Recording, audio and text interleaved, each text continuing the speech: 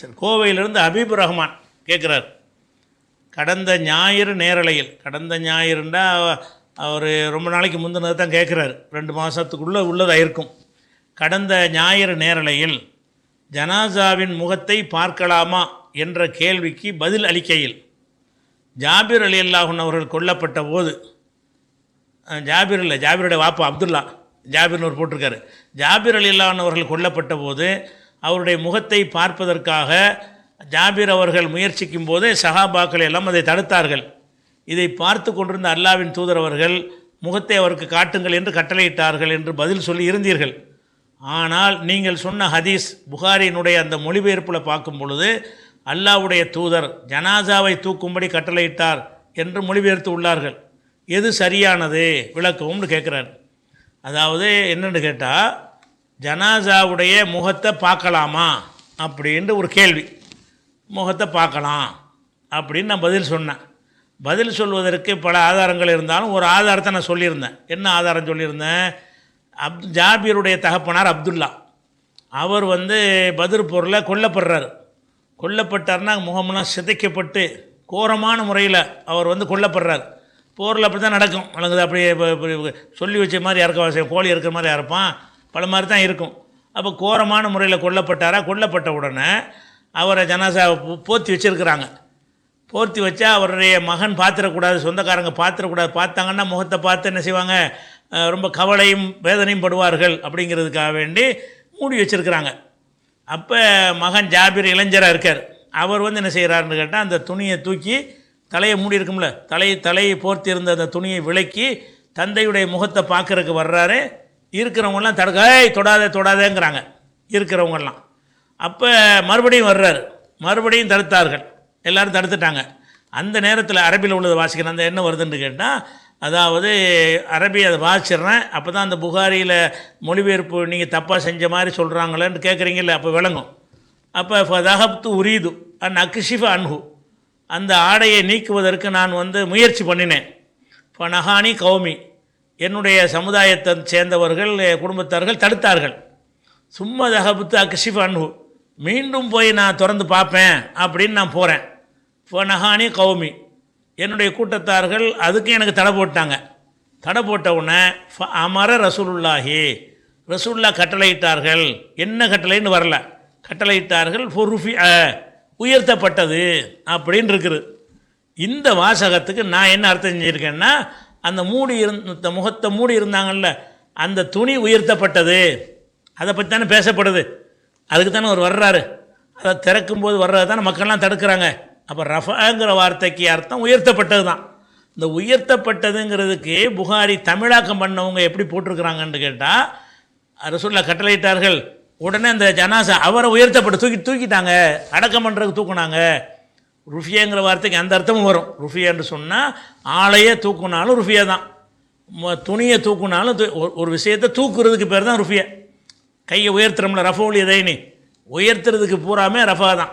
அப்போ இந்த இடத்துல நம்ம நான் என்ன அதுக்கு அர்த்தம் வச்சு நான் விளக்கம் சொன்னேன்னு கேட்டால், இவர் முகத்தை மூடி இருக்கிறது. மூடி இருக்கும் பொழுது மகன்காரர் பார்க்க வரும்போது மக்கள் தடுக்கிறாங்க ஒரு தடவை, 2வது தடவை வர்றாங்க, 2வது தடுக்கிறாங்க. அந்த நேரத்தில் ரசூலுல்லாஹ் சொல்கிறாங்க. அப்போ எதை தடுத்தாங்க? முகத்தை திறப்பதைத்தான் தடுத்தார்கள். உடனே ரசூலுல்லாஹ் கட்டளையிட்ட உடனே உயர்த்தப்பட்டது. எது உயர்த்தப்பட்டது? அந்த முகத்தை மூடி இருக்கிற துணி உயர்த்தப்பட்டது அப்படின்னு அர்த்தம் நான் கொடுத்துருந்தேன். ஆனால் மற்றவங்க என்ன செய்கிறாங்கன்னு கேட்டால், அவரை அடக்கம் செய்வதற்காக தூக்குங்கன்ற ரசூலுல்லாஹ் தூக்க சொல்லிட்டாங்க, அவர் திறந்தெல்லாம் காட்டலை. அந்த கருத்துக்கு இடம் தராத வகையில் எப்படி மொழிபெயர்த்துருக்கிறாங்கன்னு கேட்டால், அமர ரசூலுல்லாஹ் கட்டளையிட்டார்கள் ஃபுருஃபியா, உயர்த்தப்பட்டது. உயர்த்தப்பட்டதுன்னு ஆடை உயர்த்தப்படவில்லை, ஆளை உயர்த்தப்பட்டார். அப்துல்லாவுடைய ஜனாசாவை தூக்கிட்டாங்க அப்படிங்கிற கருத்துப்பட மொழிபெயர்த்துருக்கிறாங்க புகாரி தமிழாக்கத்தில். அப்போ ஜனாசாவை தூக்கத்தானே ரசூலுல்லாஹ் கட்டளையிட்டிருக்கிறாங்க, முகத்தை திறக்க அந்த துணியை தூக்குனாங்கன்னு நீங்கள் அர்த்தம் போட்டிருக்கிறீங்களே, அது எப்படி சரியாக வரும்? எது சரி அப்படின்னு கேட்குறாரு. அப்போ இந்த சொல்லு 2க்கும் இடமுள்ள ஒரு சொல்லு தான். எதுக்கு? அவர் துணியைத்தான் விளக்கிறதுக்கு வர்றாரு. அப்போ ரசூலுல்லாஹ் எதை கட்டளையிடுவாங்கன்னா, விளக்கத்தான் கட்டளையிடுவாங்க. துணியை தூக்குவதற்கு தான் என்ன செய்வாங்க, முகத்தில் மூடி இருக்கிற அந்த துணியை உயர்த்துமாறு தான் ரசூலுல்லாஹ் கட்டளையிட்டிருப்பாங்க என்பது தான் அந்த இடத்துக்கு பொருத்தமாக இருக்கிறது. சொல்லுக்கும் அந்த அர்த்தம் இருக்கிறது, அதை நான் சொல்லிவிட்டேன்.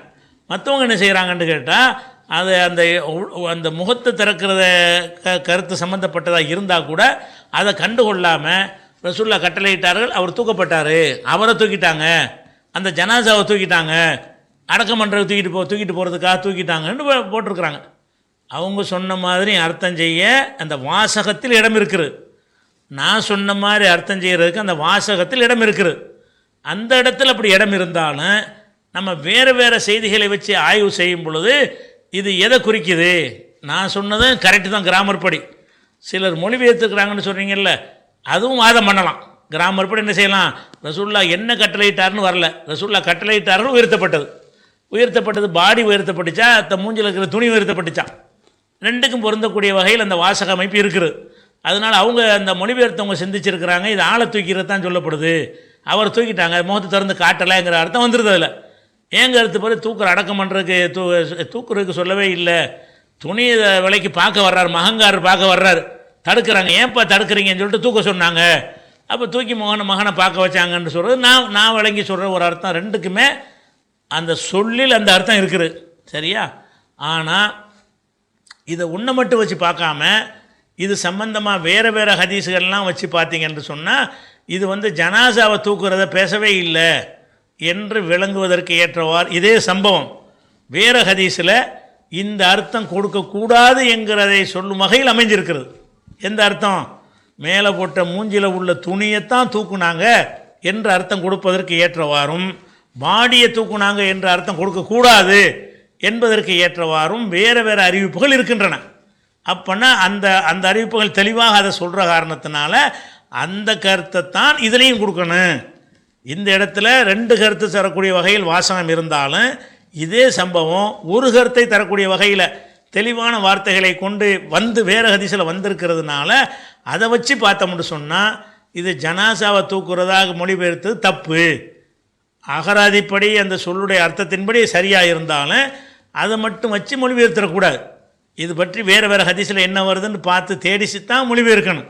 அப்போ முஸ்லீமில் இந்த விஷயத்தை வருது. உதாரணமாக முஸ்லீமில் இந்த ஹதீஸ் வருது. எப்படி வருதுன்னு கேட்டால்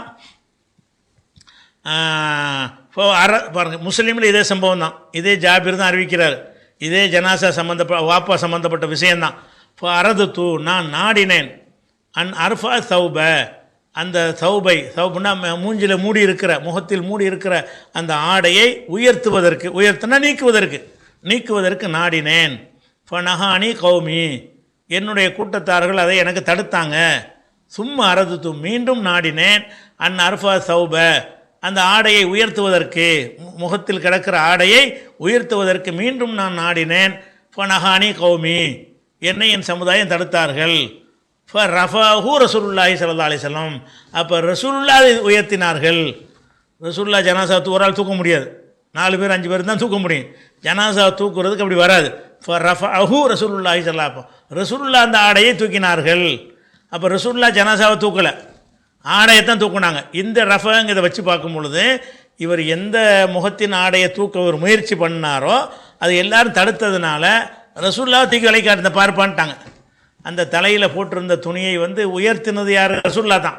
அதில் என்ன வருதுன்னு கேட்டால் ரஃபஹூ ரசூலுல்லாஹி ஸல்லல்லாஹு அலைஹி வஸல்லம், அந்த ஆடையை, இந்த ஹூங்கிறது ஆடைன்னு வந்துருச்சு, அதுக்கு முந்தைய ஆடைன்னு பேசப்படும் சவுபுன்னு வந்திருக்கு. ரஃபஹூ ரசூலுல்லாஹி ஸல்லல்லாஹு அலைஹி வஸல்லம், ரசூல் ஸல்லல்லாஹு அலைஹி வஸல்லம் அவர்கள் அதை உயர்த்தினார்கள். எதை உயர்த்தினாங்க? முகத்தில் போட்ட துணியை தான் உயர்த்தினார்கள். அதுதான் இங்கே சொல்லப்படுதுன்னா அப்போ அங்கே தானே அர்த்தம் செய்யணும். உயர்த்துமாறு கட்டளையிட்டார்கள்னா எதை உயர்த்த கட்டளையிட்டாங்க? அவரை உயர்த்த கட்டளையிடல. அது அந்த குடும்பத்தார் பார்த்து ரசூலுல்லாஹ்ட்ட கேட்டால் அடக்கம் செய்கிற முடிவு எடுப்பாங்க. அவங்க பார்க்க வேண்டியதெல்லாம் பார்த்துட்டாங்கன்னா அவங்க தூக்குறதுக்கு இதுக்கு தனியாக கட்டளை போட்டு தேவையில்லை. இதுதான் தேவையான கட்டளையாக இருந்துச்சு. எது? ஒரு மகங்காரர் அப்பா தகப்பனாருடைய முகத்தை பார்க்குறது தடுக்கிறாங்க என்று சொல்லும்போது ரசூலுல்லாஹ்வுக்கு அது கேட்கலை, அப்படி தடுக்க தேவையில்லை. கோரமாக வெட்டப்பட்டால் என்ன இருக்குது, அதை பார்த்துட்டு போகிறாரு, அதனால் உங்களுக்கு என்ன இருக்குது, அப்படி ரசூலுல்லாஹ் நினச்சதுனால தான் இதில் என்ன வருதுன்னா அரத்து அர்ஃபா சௌபன்னு வருது. ஆடையை, தலையில் கிடக்கிற ஆடையை தூக்குவதற்கு நான் முயற்சி பண்ணினேன், என்னை தடுத்தார்கள். ஃபரஃபாஹு, அந்த ஆடையை ரசூலுல்லாஹ் தூக்கினார்கள். ஃபதஃபாஹு ரசூலுல்லாஹ்னு வருது. அப்போ நீங்கள் என்ன செய்யணும்? இந்த ஹதீஸை வைத்து பார்க்கும்போது ஆளை தூக்குனாங்களா ஆடையை தூக்குனாங்களான்னு இதில் சந்தேகம் வருதில்ல. முஸ்லீமில் வரக்கூடிய அறிவிப்பில் ஆளை தூக்கலை ஆடையைத்தான் தூக்குனாங்கன்ட்டு தெளிவாக வந்துடுதுல. அப்போ அதைத்தான் இதுவும் சொல்லுதுன்னு தானே அர்த்தம் எடுக்கணும். இது மாதிரி அதே மாதிரி உதாரணமாக இதை வந்து இந்த புகாரிக்கு மொழிபெயர்த்துக்கிறாங்கல்ல, இவங்க மொழிபெயர்த்த மாதிரி தான் பல ஆங்கிலம் வேறு மொழிபெயர்ப்புலாம் இருக்குது. அதனால் நான் என்ன செஞ்சேன்ன்ற ஏஐயில் போய் அடித்து கேட்டேன், இது எதை குறிக்கிறது இந்த அதிசய போட்டு நான் கேட்கும் பொழுது அந்த உடலை தூக்க கட்டளையிட்டார்கள் அப்படின்னு அவங்க விளக்கம் கொடுத்துருந்தாங்க. அவன் எதில் எடுப்பான்னா ஆங்கிலம் அரபியில் அந்த வேறு மொழிபெயர்ப்புலாம் எடுத்து தொகுத்து பார்த்து தான் ருஃபியாவுக்கு என்ன அர்த்தம் போட இந்த ஏஐயில் கேட்டோம்னு சொன்னால், உதாரணமாக ஜமீனில் அடித்து கேட்டேன்னு வைங்க, அவன் என்ன செய்கிறான் அந்த அர்த்தத்தை சொல்லும் பொழுது அந்த ஜனாசாவை தூக்குமாறு பிராக்கெட்லாம் போட்டு கட்டளையிட்டார்கள், ஜனாசா தூக்கப்பட்டுச்சின்னு எனக்கு ரிப்ளை கொடுத்தான்.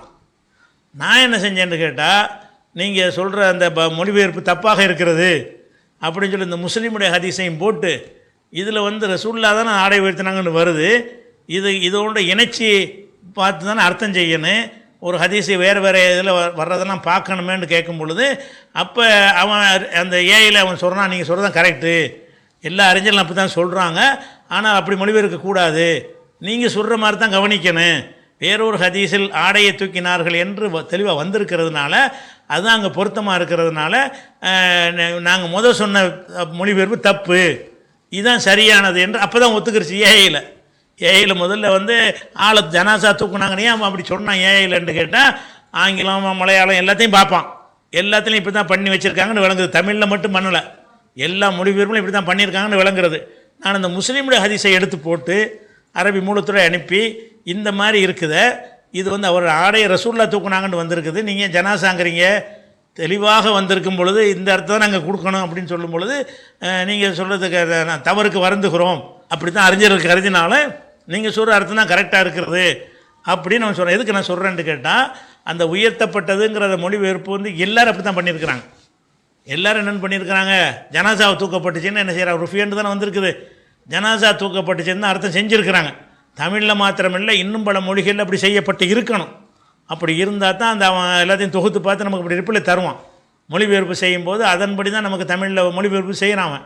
அப்போ நம்ம கேட்கும்போது என்ன செய்கிறான்னு கேட்டால், இதான் அதுக்கு அர்த்தம்னு அடி சொல்லிவிட்டான். இல்லை, அந்த அர்த்தம் சரியாக வராது, நீங்கள் வந்து அந்த ஒரு ஹதீஸை மட்டும் பார்த்து செய்கிறீங்க, இந்த வேறொரு ஹதீஸ் இதே சம்பவம் வருதுன்னு இது முஸ்லீமில் வர்றதெல்லாம் எழுதி நான் வந்து கேட்கும் பொழுது இது அங்கே நீங்கள் சொல்கிறான் கரெக்டுன்னு அவனு சொல்கிறான். அப்போ என்னென்னு கேட்டால் இதோடு இணைத்து பார்த்தீங்கன்னு சொன்னால் நம்ம சொல்கிற அர்த்தம் தான் கரெக்டுங்கிறது மாற்றுக்கிறது கிடையாது, முகத்தை தான் திறந்து காட்டினாங்க. அதே நேரத்தில் புகாரி மொழிபெயர்த்தவங்க அறியாமையில் பண்ணிட்டாங்கன்னு சொல்லலை, அந்த சொல்லுக்கு அந்த அர்த்தம் கொடுக்க இடம் இருக்குது. ஆனால் இந்த ஹதீஸோடு கம்பேர் பண்ணி பார்க்கும்போது அது திருத்தப்பட வேண்டிய மொழிபெயர்ப்பு, அவங்களும் திருத்திக்கிடுவாங்க.